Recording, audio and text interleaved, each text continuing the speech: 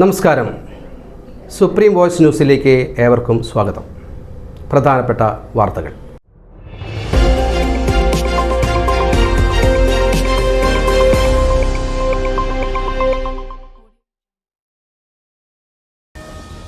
സംസ്ഥാനത്ത് അർഹരായ 43,000 കുടുംബങ്ങൾക്ക് കൂടി ഓണത്തിന് മുമ്പ് മുൻഗണനാ കാർഡ് അനുവദിക്കുമെന്ന് ഭക്ഷ്യമന്ത്രി GR അനിൽ. സ്കൂൾ അവധിക്കാലം ജൂൺ ജൂലൈ മാസങ്ങളിലേക്ക് മാറ്റിയാലോ? മന്ത്രി വി ശിവൻകുട്ടി. കരട് വോട്ടർ പട്ടികയിലേക്ക് പേര് ചേർക്കാൻ 6.18 ലക്ഷം അപേക്ഷ.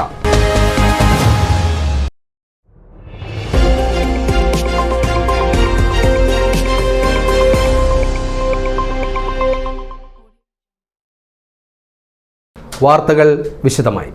സംസ്ഥാനത്ത് അർഹരായ 43,000 കുടുംബങ്ങൾക്ക് കൂടി ഓണത്തിന് മുമ്പ് മുൻഗണനാ കാർഡ് അനുവദിക്കുമെന്ന് ഭക്ഷ്യമന്ത്രി GR അനിൽ.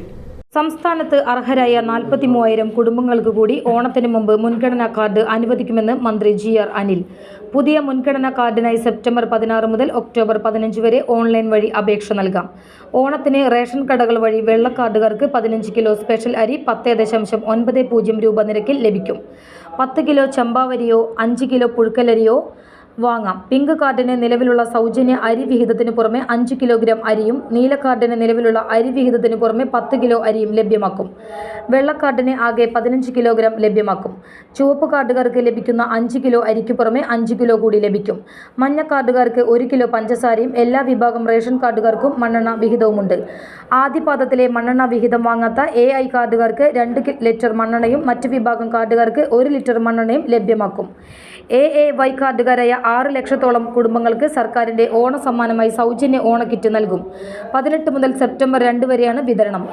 AIY കാർഡുകാർക്കും ക്ഷേമസ്ഥാപനങ്ങൾക്കും തുണിസഞ്ചി ഉൾപ്പെടെ 15 ഇനം സാധനങ്ങൾ ഉൾപ്പെട്ട കിറ്റാണ് നൽകുക. സപ്ലൈകോ വഴി കാർഡ് ഒന്നിന് 2 കിലോ പച്ചരിയോ പുഴുക്കലരിയോ 25 രൂപ നിരക്കിൽ സ്പെഷ്യൽ അരിയായി നൽകും. നിലവിൽ കാർഡ് ഒന്നിന് 8 കിലോഗ്രാം അരി 29 രൂപ സബ്സിഡി നിരക്കിലാണ് സപ്ലൈകോയിലൂടെ വിതരണം ചെയ്യുന്നതെന്നും മന്ത്രി പറഞ്ഞു. സ്കൂൾ അവധിക്കാലം ജൂൺ ജൂലൈ മാസങ്ങളിലേക്ക് മാറ്റിയാലോ? മന്ത്രി വി ശിവൻകുട്ടി. സ്കൂൾ അവധിക്കാലം ഏപ്രിൽ മെയ് മാസങ്ങളിൽ നിന്ന് മാറ്റി കനത്ത മഴയുള്ള ജൂൺ ജൂലൈയിലേക്ക് മാറ്റുന്നതിനെക്കുറിച്ച് പൊതുജനാഭിപ്രായം തേടി മന്ത്രി വി ശിവൻകുട്ടി. മെയ് ജൂൺ എന്നതും പരിഗണിക്കുന്നുണ്ട്. സമൂഹ മാധ്യമത്തിലൂടെയാണ് മന്ത്രി അഭിപ്രായങ്ങളും നിർദ്ദേശങ്ങളും തേടിയത്. മാറ്റത്തിലൂടെ എന്തെല്ലാം ഗുണങ്ങളും ദോഷങ്ങളും ഉണ്ടാകാം? കുട്ടികളുടെ പഠനത്തെയും ആരോഗ്യത്തെയും എങ്ങനെ ബാധിക്കും? അധ്യാപകർക്കും രക്ഷിതാക്കൾക്കും എത്രത്തോളം പ്രായോഗികമാകും? മറ്റു സംസ്ഥാനങ്ങളിലെയും രാജ്യങ്ങളിലെയും അവധിക്കാല ക്രമീകരണങ്ങൾ നമുക്ക് എങ്ങനെ മാതൃകയാക്കാം? തുടങ്ങിയ നിർദ്ദേശങ്ങൾ ഫേസ്ബുക്ക് പോസ്റ്റിന് കമന്റായി അറിയിക്കാമെന്ന് മന്ത്രി പറഞ്ഞു. ഏപ്രിൽ മെയ് മാസങ്ങളിലെ കനത്ത ചൂട് വസ്തുതയാണ്. അതേസമയം ജൂൺ ജൂലൈ മാസങ്ങളിൽ കനത്ത മഴ കാരണം പലപ്പോഴും ക്ലാസുകൾക്ക് അവധി നൽകേണ്ടി വരികയും പഠനം തടസ്സപ്പെടുകയും ചെയ്യാറുണ്ട്. ഈ സാഹചര്യത്തിലാണ് അവധി മാറ്റുന്നതിനെക്കുറിച്ച് ഒരു പൊതു ചർച്ചയ്ക്ക് തുടക്കം കുറിക്കുന്നതെന്ന് കുറിപ്പിൽ പറയുന്നു. നിരവധി പേരാണ് നിർദ്ദേശങ്ങളുമായി എത്തിയത്. പ്രകൃതിക്ഷോഭം, കാറ്റ്, ശക്തമായ മഴ എന്നീ അവസരങ്ങൾ കുഞ്ഞുങ്ങളെ വീട്ടിൽ സുരക്ഷിതമായി നിർത്താൻ സാധിക്കുമെന്നും കുട്ടനാട് പോലെയുള്ള പ്രദേശങ്ങളിലും ഹൈറേഞ്ചിലും തീരപ്രദേശങ്ങളിലും ഇത് ഉപകാരപ്രദമാകുമെന്നും രക്ഷിതാക്കൾ പറഞ്ഞു. സാംക്രമിക രോഗങ്ങളുടെ വ്യാപനം തടയുന്നതിനും ഇത് സഹായമാകും. അതേസമയം അവധിക്കാലം വീട്ടിനുള്ളിൽ ഇരിക്കാനുള്ളതല്ല, ആരോഗ്യത്തോടെ ഓടിച്ചാടി നടക്കാനുള്ള കാലമാണെന്ന് ചിലർ പറഞ്ഞു. കടുത്ത ചൂടും ജലക്ഷാമവും നേരിടുന്ന ഏപ്രിലും മെയ്യിലും ക്ലാസുകൾ നടത്തുന്നത് ഭക്ഷണം ഉണ്ടാക്കൽ ഉൾപ്പെടെ ബുദ്ധിമുട്ടിലാക്കുമെന്ന് ചിലർ ആശങ്ക പ്രകടിപ്പിച്ചു. കരട് വോട്ടർ പട്ടികയിലേക്ക് പേര് ചേർക്കാൻ 6.18 ലക്ഷം അപേക്ഷ. തദ്ദേശ തെരഞ്ഞെടുപ്പിനുള്ള കരട് വോട്ടർ പട്ടികയിൽ പേര് ഉൾപ്പെടുത്താൻ ഇതുവരെ ലഭിച്ചത് 6,18,147 അപേക്ഷ. തിരുത്തലിന് 4,057 അപേക്ഷയും സ്ഥാനം മാറ്റാൻ 33,274 അപേക്ഷയും ലഭിച്ചു. പേരൊഴിവാക്കാൻ 32,615 അപേക്ഷ ലഭിച്ചു. 7 വരെ പട്ടികയിൽ പേര് ചേർക്കാനും തിരുത്താനും അവസരമുണ്ട്. 30-ന് അന്തിമ പട്ടിക പ്രസിദ്ധീകരിക്കും. വോട്ടർ പട്ടികയിൽ പേര് ചേർക്കാനും തിരുത്താനും സ്ഥാനമാറ്റത്തിനും sec.kerala.government.in എന്ന വെബ്സൈറ്റിൽ ഓൺലൈനായി അപേക്ഷിക്കാം. ഹിയറിംഗിന് ലഭിക്കുന്ന തീയതിയിൽ നേരിട്ട് ഹാജരാകണം. ഓൺലൈൻ മുഖേന അല്ലാതെ നിർദ്ദിഷ്ട ഫോറത്തിൽ ഇലക്ഷൻ രജിസ്ട്രേഷൻ ഓഫീസർക്ക് അപേക്ഷിക്കാം. തൃശൂരിലെ പ്രശസ്തമായ സുധർമ്മ മെട്രോപോളിസ് ലബോറട്ടറി ഇപ്പോൾ വടക്കാഞ്ചേരിയിലും. ആരോഗ്യരംഗത്ത് 40 വർഷത്തിലേറെ പാരമ്പര്യം, 400-ൽ പരം ടെസ്റ്റുകൾ, 250ഓളം ലാബുകൾ, 1500 പേഷ്യന്റ് സർവീസ് സെന്ററുകൾ, കൃത്യതയാർന്ന രോഗനിർണയം, എല്ലാ ഡോക്ടർമാരും വിശ്വാസം അർപ്പിക്കുന്ന റിപ്പോർട്ടുകൾ. ഓട്ടുപാറയിൽ ഞങ്ങൾക്ക് മറ്റു ബ്രാഞ്ചുകളില്ല. സുധർമ്മ മെട്രോപോളിസ്, കോടതിക്ക് പിൻവശം, Ganapathi complex, girls high school road, Vadakkanchery. Contact 7012712910.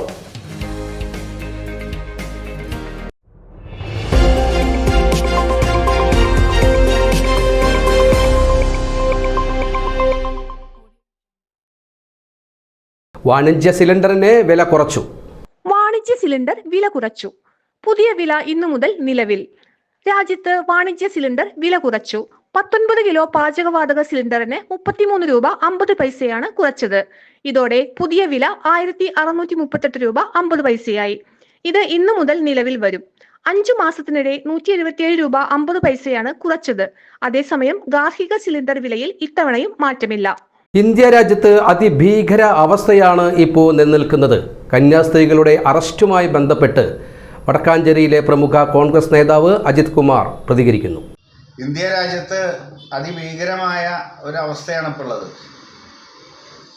ഇവിടെ സ്വന്തം മതത്തിൽ വിശ്വസിക്കാനോ ആ മതവുമായി ബന്ധപ്പെട്ട സാമൂഹ്യ പ്രവർത്തനങ്ങൾ നടത്താനോ ഒന്നും അനുവദിക്കാത്ത ഒരു സ്ഥിതിയാണുള്ളത്.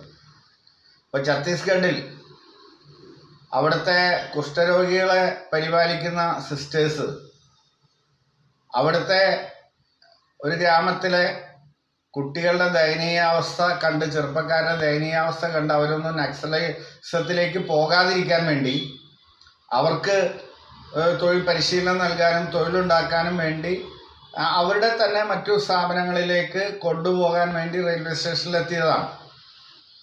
ആ റെയിൽവേ സ്റ്റേഷനിലെത്തിയ കുട്ടികളെയും സിസ്റ്റേഴ്സിനെയും ബജരംഗദളിൻ്റെ ജ്യോതി ശർമ്മ എന്ന് പറയുന്ന ഒരു വനിതയുടെ നേതൃത്വത്തിൽ നൂറുകണക്കിന് ആളുകൾ തടഞ്ഞു വെക്കുകയും മർദ്ദിക്കുകയും ബൈബിൾ ഉൾപ്പെടെയുള്ള സാധനങ്ങളെടുത്ത് പുണ്യഗ്രന്ഥങ്ങളെടുത്ത് വലിച്ചെറിയുകയും ഒക്കെ ചെയ്തുകൊണ്ട് പോലീസിനെ വരുത്തി കേസെടുപ്പിച്ച് ഇപ്പോൾ ജയിലിലാക്കിയിരിക്കുകയാണ്.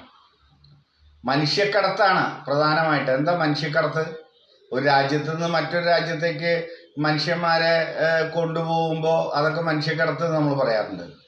നമ്മുടെ നാട്ടിൽ തന്നെ ഒരു സ്ഥലത്ത് നിന്ന് മറ്റൊരു സ്ഥലത്തേക്ക് അവരുടെ സമ്മതത്തോടു കൂടി, വീട്ടുകാരുടെ സമ്മതത്തോടു കൂടി ഈ ആളുകളെ ഒരു തൊഴിലിന് വേണ്ടി കൊണ്ടുപോകുമ്പോൾ അത് മനുഷ്യക്കടത്താവും.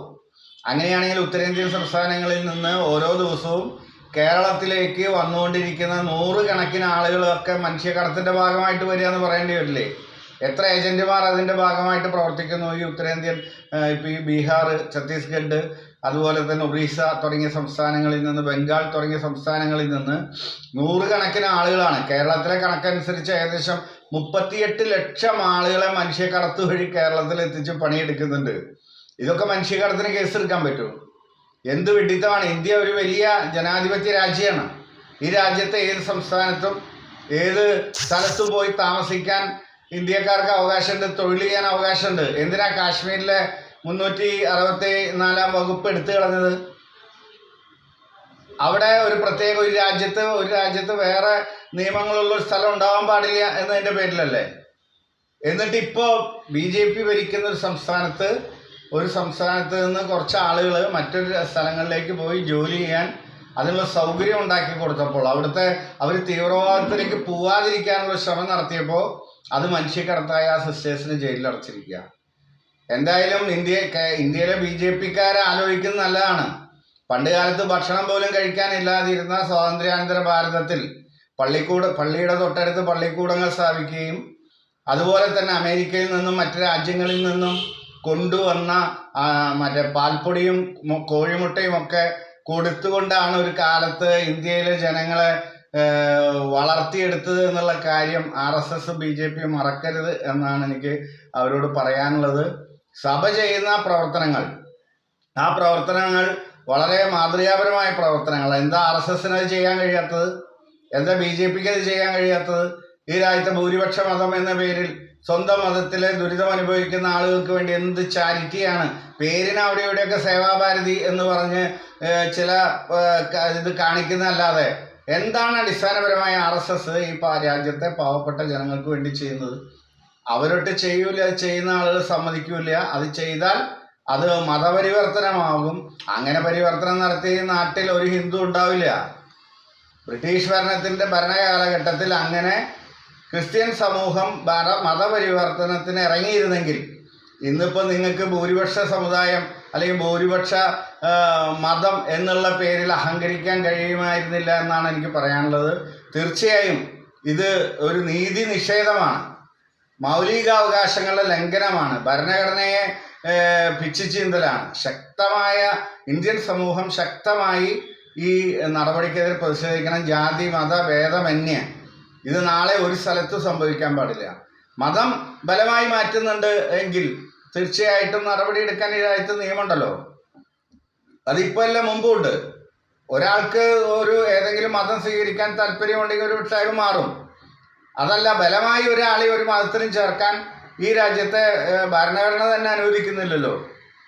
അതെവിടെയെങ്കിലും നടക്കുന്നുണ്ടോ? ഇല്ലാത്ത കാര്യം പറഞ്ഞുകൊണ്ടാണ് ഇപ്പോൾ ഈ നടപടിയിലേക്ക് നീങ്ങിയിട്ടുള്ളത്. ശക്തമായ പ്രതിഷേധം കോൺഗ്രസ് പാർട്ടിക്ക് ഇതിനകത്തുണ്ട്.